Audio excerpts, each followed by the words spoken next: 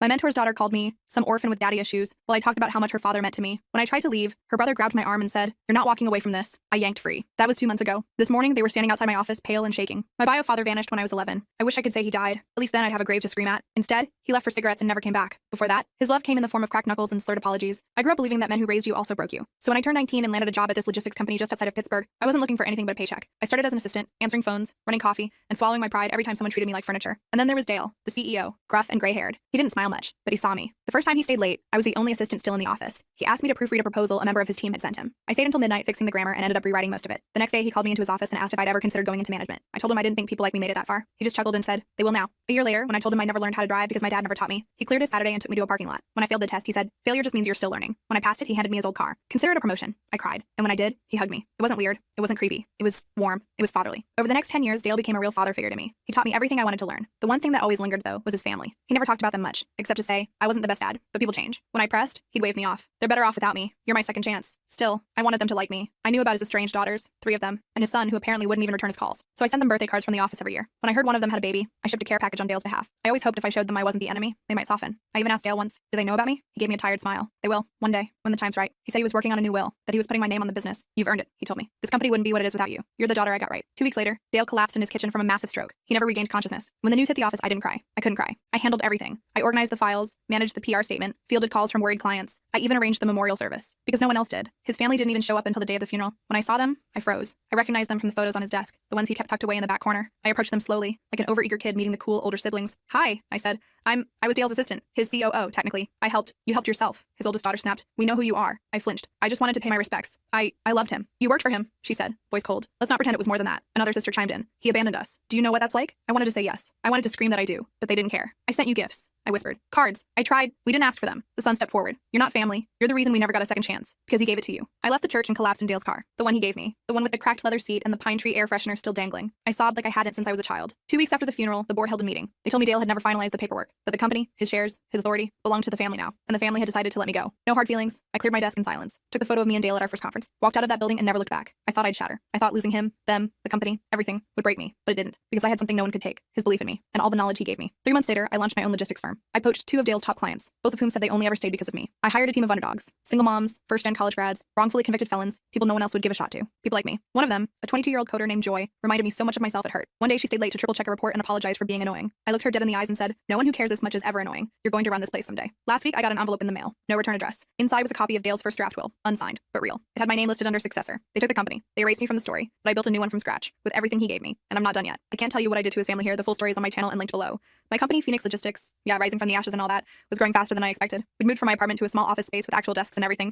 We weren't exactly competition for Dale's company yet, but we were making waves in the local market. Then I got a call from Barbara, Dale's former executive assistant. She wanted to meet for coffee. I hadn't spoken to her since I was fired, so this was weird. We met at this little cafe downtown, the kind with mismatched furniture and baristas with too many piercings. Barbara looked older, tired. She fidgeted with her coffee cup, turning it around and around on the table. She told me Dale's family was running the company into the ground. They fired most of the senior management team and replaced them with friends and relatives. They were bleeding clients. The workplace culture had turned toxic. People were jumping ship left and right. I nodded along, trying not to look too pleased. I know that sounds petty, but come on. It was a little satisfying to hear they couldn't handle what Dale and I had built together. Barbara slid a flash drive across the table. "Dale kept records," she said quietly, "of everything. I thought you should have these." I took the drive home and plugged it in. Holy crap. There were folders upon folders of documents, financial records, emails, meeting notes, and a video file. I clicked on it, and there was Dale, sitting at his desk, recording himself. It was dated just a week before his stroke. He looked tired but determined. He talked about his regrets with his family, how he'd been a workaholic when his kids were young, how his first marriage fell apart because he was never home, how he'd tried to reconnect with his children as adults but they only wanted his money, not a relationship. He talked about me, how proud he was of what I'd accomplished, how he saw himself in me, but the better parts. Then he dropped the BIM. He said he was changing his will to leave me controlling interest in the company because his children had never shown any interest in learning the business. He said he told them about his plans, and they hadn't taken it well. The video ended with him saying he was going to finalize everything with his lawyer the following week, but he never made it to that meeting. The stroke happened first. I sat there in shock, staring at my dark computer screen. This changed everything. Or did it? The will was never signed. The video wasn't a legal document. It was just Dale talking to a camera. I had no claim to anything. I decided to keep digging through the files. There were emails between Dale and his kids, tense exchanges about money, about the business, about his new favorite daughter. Their words, not his. The most recent ones were ugly. His oldest daughter, Melissa, had threatened to contest any will that left me the company. His son, Ryan, had called me some names I don't want to repeat. The youngest daughter, Caitlin, seemed the least hostile, but she still clearly resented me. I closed my laptop and poured myself a glass of wine. A big one. I didn't know what to do with this information. Part of me wanted to forget it all and focus on my new company. Another part wanted justice for Dale, for his real wishes to be honored. The next morning, I got a text from an unknown number. "We need to talk about Dale." I almost dropped my phone. I texted back asking who it was. The reply came immediately. Caitlin Mercer, Dale's daughter. We agreed to meet at a restaurant near my office. I got there early and picked a table in the corner where we could talk privately. When Caitlin walked in, I recognized her immediately from the photos. She had Dale's eyes, that same piercing blue. She was younger than me by a few years, dressed in expensive clothes that somehow still looked casual. She sat down without ordering anything. She didn't waste time with small talk. She told me her siblings were destroying their father's legacy, that she found out they'd known about Dale's plans to change his will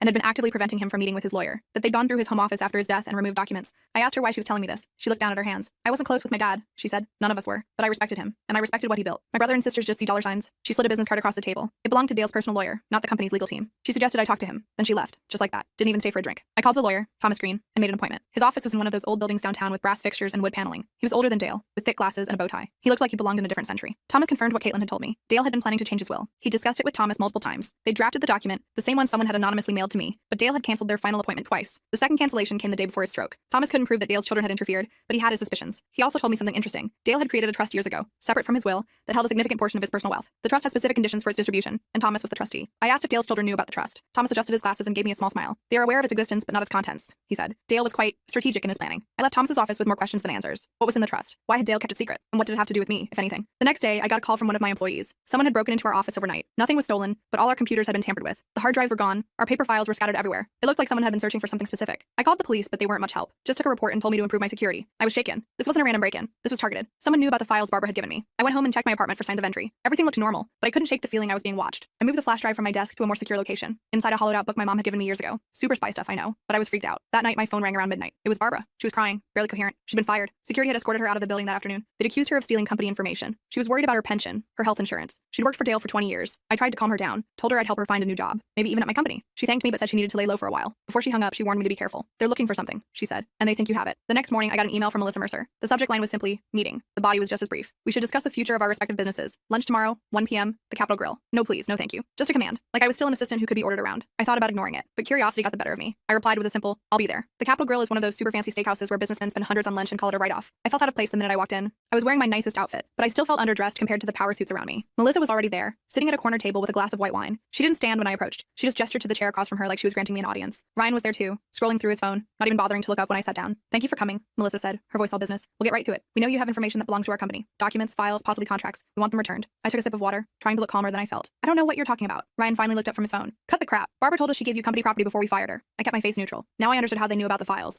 They'd pressured Barbara into admitting she'd shared information with me before firing her. Barbara and I are friends. We've had coffee. That's it. Melissa leaned forward. Look, we can do this the easy way or the hard way. Return all company documents in your possession. Sign an NDA and a non-compete agreement, and we'll leave you and your little startup alone. Refuse, and we'll bury you in lawsuits until there's nothing left. I felt my temper rising. Is that why you broke into my office? Looking for these imaginary documents? They exchanged a quick glance. So they were behind the break-in. Ryan started to say something, but Melissa cut him off with a sharp look. We had nothing to do with any break-in, she said smoothly. But if someone did access your office, perhaps they were simply recovering stolen property. I stood up, my chair scraping loudly against the floor. I have nothing that belongs to you, and I'm not signing anything. Dale taught me better than to cave to empty threats. Ryan's face darkened. Dale taught you? He wasn't your father. He was our father. And he was a selfish bastard who abandoned his real family for his precious company. And for what? So he could play daddy to some orphan with daddy issues? That stung, but I didn't let it show. I'm not an orphan. My mother raised me just fine. And Dale was twice the father to me that he apparently was to you. I walked out before they could respond. My hands were shaking so bad I could barely get my car door open. I sat in the parking lot for a few minutes, trying to calm down. What the hell was going on? What did they think I had? When I got back to my office, Joy was waiting for me with a worried expression. There's someone here to see you, she said quietly. She wouldn't give her name, but she says it's urgent. I walked into my office and found Caitlin sitting in my chair. She looked up when I entered, her face tense. They know I talked to you, she said without preamble. Ryan followed me that day. They're furious. I closed the door. What exactly is going on, Caitlin? Why are your siblings so desperate to get whatever they think I have? She bit her lip. It's the trust. Dad set up this trust years ago with conditions about who could access it. They think he changed the terms before he died. They think you're a beneficiary now. That was news to me. And what do they think I have? Documents about the trust? They think you have proof that Dad was planning to cut them out completely. Give you everything. The company, the trust, all of it. I shook my head. That's not what he wanted. He just wanted me to run the company because I actually knew how. The video he recorded made that clear. Caitlin's eyes widened. What video? I hesitated, then decided to trust her. I pulled out my laptop and played the video Barbara had given me. Caitlin watched in silence, tears forming in her eyes as Dale spoke about his regrets as a father. When it ended, she wiped her eyes. They can't see this, she said firmly.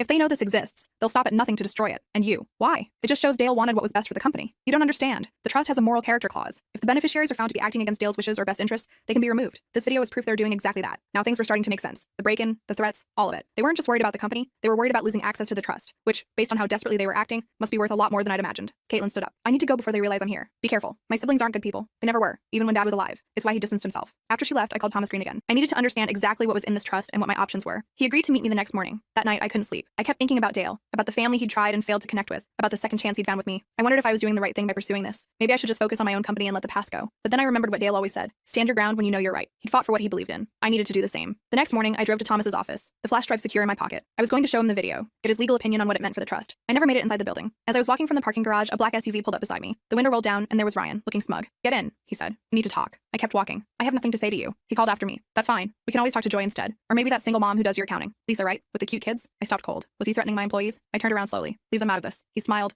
and it reminded me so much of my biological father that I felt stuck. Then get in the car. Against my better judgment, I got in. Ryan didn't drive away. We just sat there in the parking garage, engine running. He turned to face me. Here's the deal. You give us everything you have from Dad. All the files, all the videos, everything. You sign a non-disclosure agreement. You close your company and move out of state. In return, we leave you and your employees alone. I laughed. I couldn't help it. That's your offer? I give up everything and get nothing in return except not being harassed by you? No thanks. His face hardened. You don't have a choice. We own Dad's company. We have resources you can't imagine. We can crush your little startup overnight. Then why haven't you? I challenged. If you're so powerful, why are you so scared of me? That hit a nerve. Ryan's face flushed red. We're not scared of you. We just want what's ours. No, you want what's Dale's. There's a difference. I reached for the door handle, but Ryan grabbed my arm. His grip was tight enough to hurt. You're not walking away from this. Not until we have a deal. I yanked my arm free. Touch me again, and I'll have you arsted for assault. We're done here. I got out of the car and walked quickly toward Thomas's building, my heart pounding. I heard the SUV's tires squeal as Ryan drove off. I looked back over my shoulder, half expecting him to try to run me down, but he was gone. Thomas was waiting for me in his office, looking concerned. Are you all right? He looked shaken. I told him what had happened with Ryan. Thomas listened gravely, then picked up his phone and made a call. He spoke briefly to someone, then hung up. I've asked security to keep an eye out for Mr. Mercer, he said. Now, you mentioned on the phone that you have some new information? I showed him the video. Thomas watched it carefully, taking notes. When it finished, he sat back in his chair, fingers steepled under his chin. This is significant, he said. Very significant indeed. He explained that Dale's trust was set up with specific provisions. The primary beneficiaries were his children, but there were conditions. They had to demonstrate good character and responsible management of his assets. If they failed to meet these conditions, alternative beneficiaries would receive the trust assets instead. Am I one of those alternatives? I asked. Thomas hesitated.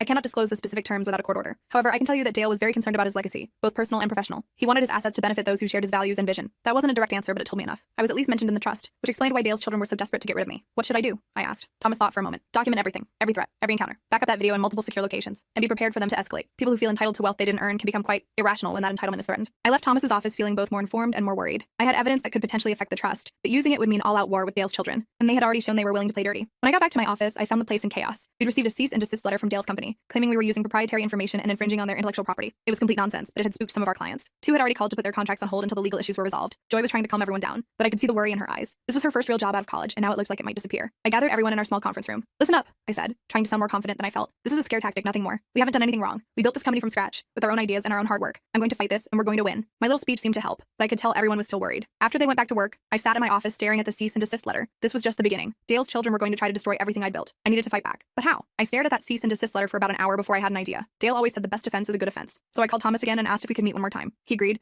but suggested we meet somewhere other than his office. We ended up at this little diner on the outskirts of town, the kind of place with sticky menus and waitresses who call you Han. I laid out my plan to him. It was risky, but it might work. Thomas listened carefully, occasionally making notes on a napkin. When I finished, he looked at me over his glasses. It's aggressive, he said. Dale would approve. That was all I needed to hear. I spent the next few days gathering everything I had, the video, the emails, the draft will, all of it. I made copies and stored them in different places. I even mailed one set to my mom with instructions not to open it unless something happened to me. Paranoid? Maybe. But Ryan's threats had me spooked. Meanwhile, our company was struggling. 3 more clients had put their contracts on hold. One of my employees, Mark, had quit after receiving a job offer from Dale's company with double his salary. I couldn't blame him. He had kids to feed, but it still hurt. I called Caitlin and asked to meet again. This time we met at a park, sitting on a bench watching ducks in a pond. Very spy movie, I know. I told her my plan. She was quiet for a long time after I finished. They'll hatch you even more, she finally said. They already had me, I replied. At least this way Dale's legacy has a chance. She nodded slowly. I'll help, but be careful. Ryan especially. He has a temper. I knew all about men with tempers. I'd grown up with one. I wasn't afraid anymore. The next day, I sent an email to Melissa, Ryan, and their other sister Jennifer, who I'd never actually met. I requested a meeting to resolve our differences amicably. I suggested the conference room at Thomas's law firm as neutral ground. Melissa replied within minutes. Fine. Tomorrow. Kali Badamani. I spent that night rehearsing what I would say, trying to anticipate their reactions. I barely slept. By the time I arrived at Thomas's office the next morning, I was running on coffee and adrenaline. They were already there when I walked in. Melissa, Ryan, and Jennifer. Thomas sat at the head of the table, looking formal in a full suit. Caitlin was there too, sitting slightly apart from her siblings. They all looked up when I entered. Ryan's face was already red with anger. Let's get this over with, Melissa said as I sat down. What do you want? I took a deep breath. I want to make a deal. Ryan snorted. We already tried that. You weren't interested. I'm interested in a fair deal, I clarified. Not blackmail. I opened my laptop and turned it so they could all see the screen. I played a short clip from Dale's video, just enough for them to understand what it was. Ryan's face went from red to white. Melissa's expression didn't change, but I saw her hands tighten into fists. Where did you get that? Jennifer asked. She looked the most like Dale. Same eyes, same way of tilting her head when she was thinking. Dale recorded it the week before his stroke, I said. He knew what you were doing. He knew you were trying to prevent him from changing his will. That's a lie, Ryan snapped. He had a stroke. It was unexpected. No one could have prevented it. I'm not saying you caused his stroke, I clarified. I'm saying you knew he was planning to change his will, and you were actively interfering with that process. Thomas cleared his throat. I can confirm that Dale canceled 2 appointments with me in the weeks before his death, appointments that were specifically scheduled to finalize changes to his will. Melissa's eyes narrowed. And what exactly are you suggesting? I laid it all out. The evidence I had that they'd known about Dale's plans, the trust conditions that could potentially remove them as beneficiaries if they were found to be acting against Dale's wishes, the fact that they were now running his company into the ground. Here's my offer, I said when I'd finished. I won't contest the will. The company stays with you. I won't pursue any claim to the trust. In exchange, you drop all legal actions against my company. You stop harassing my employees, you stop threatening me, and you put Caitlin in charge of Dale's company. That last part got their attention. All 3 siblings looked at Caitlin in surprise. She met their gaze steadily. Caitlin?